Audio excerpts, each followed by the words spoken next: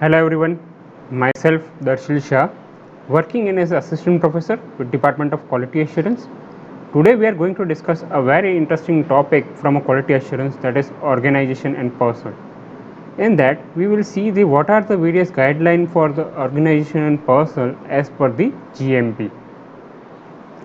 So first, in the complex field of pharmaceutical manufacturing, it is important to have a sound quality system in place to make sure that products manufactured have a desired quality, safety and efficacy.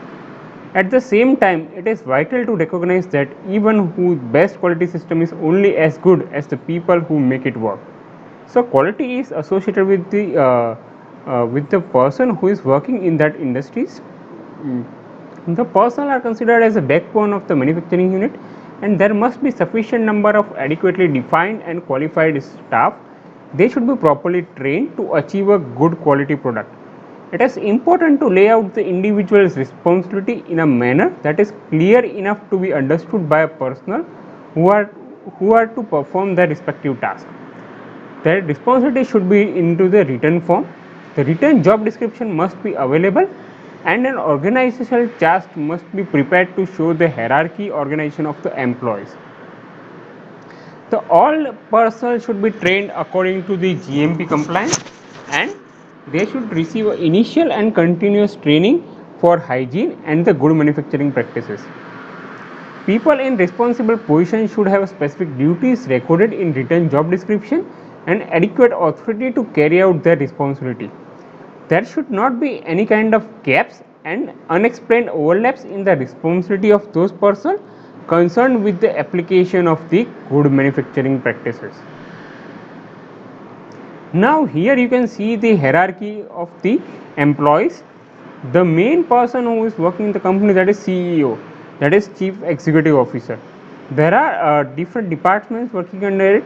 There might be a manufacturing department, might be a quality control department, might be a finance, accounting, marketing, human resources, and many more.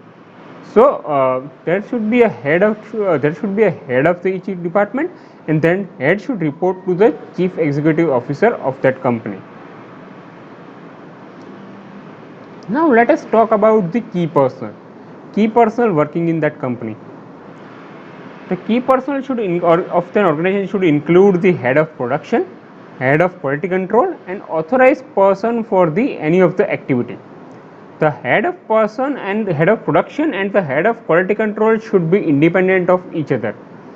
The key personnel responsible for supervising the manufacturing quality control of pharmaceutical products should possess qualification of a scientific education and practical experience required by national legislation. That education should include a degree in scientific field, specifically for the pharmaceutical field. The head of department, or we can say as a head of production, share jointly following responsibility. First is authorization of written procedures and other documents. Second one is the plant hygiene. Third one is the monitoring and control of manufacturing environment.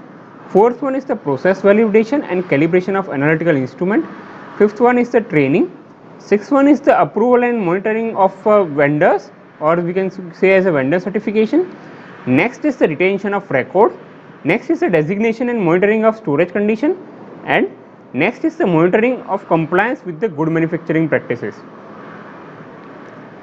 The responsibility of head of the production should to ensure that products are produced and stored according to the appropriate documentation in order to obtain the required quality, to approve the instruction relating to the production operation and to ensure the strict implementation, to ensure that the production records are specifically stored and properly maintained, to check the maintenance of its department premises and equipment, and if required proper calibration or the validation of the equipment should be performed, to ensure that the appropriate process validations and calibration of control equipment are performed and recorded and reports are made available, to ensure that the required initial and continuous training of production personnel is carried out. Now next is the responsibility of head of the quality control department. The head of quality control should approve, reject starting material, packaging material, intermediates, bulk or finished product as he sees fit, to evaluate the batch records, to ensure the all testing are carried out according to the GMP guidelines, approve a sampling instructions, specification, test method and other quality control procedures, approved and monitor and analyze the carried out procedures, check the maintenance of the department for the premises and equipment, to ensure that the appropriate validation and calibration of equipment is carried out, and to provide an initial and continuous training of their employees. Next is the authorized person. The authorized person is responsible for compliance with the technical and regulatory requirements related to the quality of finished product. It is authorized to implement a quality system into an entire manufacturing process. It participates in the development of company's quality module, supervision of regular internal audit, participation into the external audit of vendor, oversight of the quality control department, and participation into the various validation programs.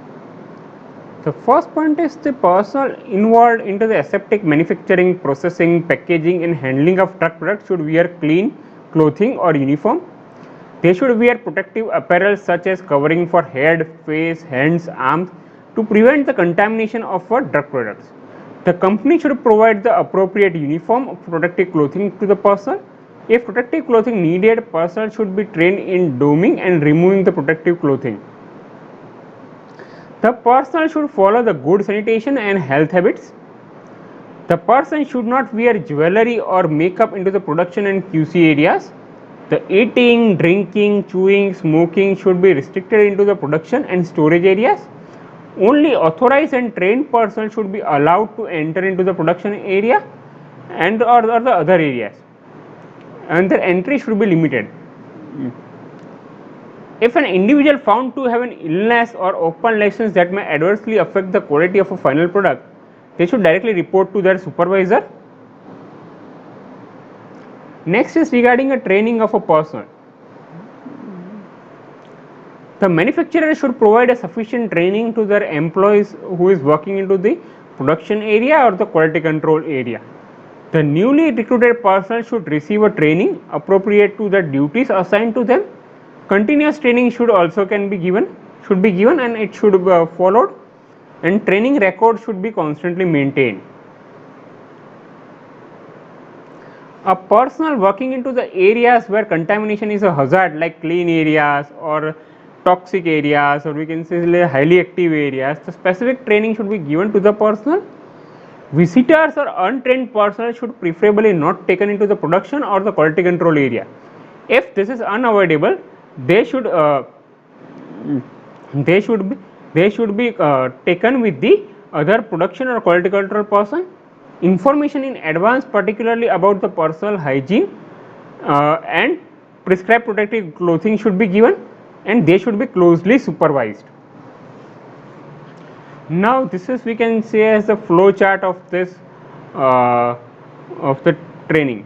First is the job description. We should decide that which kind of person we want to hire. We want to hire a person from the manufacturing area, we want to hire a person from the quality control area, or we want to hire a person for the marketing field. For that, first the training should be established. For the manufacturing of any tablet, first the training should be established that how the tablet should be manufactured. The same way for the different department, first we should identify the training requirement, and then we have to prepare an individual training plan for each department. Then we can also hire a knowledgeable training designer from the other vendors, or we can say from the contractor, and with that we have to approve our training material, and on that basis we should give a training. The training should be evaluated, and if the person passes the training test, then he should assign a duty for production or marketing or QC area.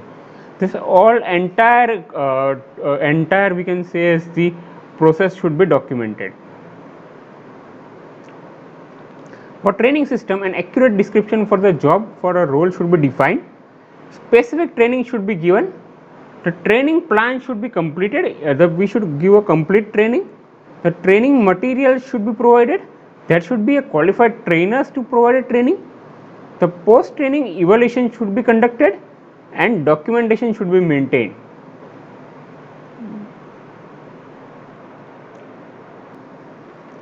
The training plan should be designed and implemented in such a way that each individual receives the right training at right time.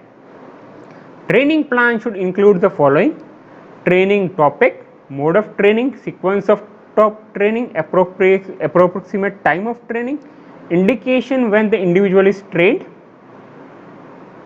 Now, what are the guidelines for the hygiene of a personnel? First is that all personnel should undergo health examination. Second, they should undergo periodic eye examination. Third one is that they should be trained in a practice of personal hygiene. They should be instructed to wash their hands before entering into the production areas. If individual found an illness or open lesions that can affect the quality of product, they should report to their supervisor. To ensure the protection from contamination, wear clean body coverings and appropriate to their duties. Reusable clothes should be stored in a separate closed container until they are properly laundered, and if necessary they should be sterilized. Personnel should be instructed to use the hand washing facility. The direct contact should be avoided between the operator hands and exposed product, as well as with any part of the equipment that comes into the contact with the product. Avoid cosmetic into the face powder, hairspray, perfumes and aftershave like of product. Now, these are the various guidelines for the personal hygiene. Last part is the record maintenance. The personal records are recorded pertaining to employees of an organization. This record should be factual and comprehensive information related to the concerned records, and they should be constantly maintained. The keep and update record of the leaves, transfer and turnover of employees. It helps the researchers to carry in-depth study with respect to the industrial relation and goodwill of the firm in the market. The personal records may include employment records, training records, health records, miscellaneous and many more. So, these are the, we can say, as guidelines for the organization and personal with respect to a good manufacturing practice. I hope I have covered all the points regarding the same. Please like, subscribe and follow our official YouTube channel Pharma Ignite for more such video. Thank you for watching this video. Thank you.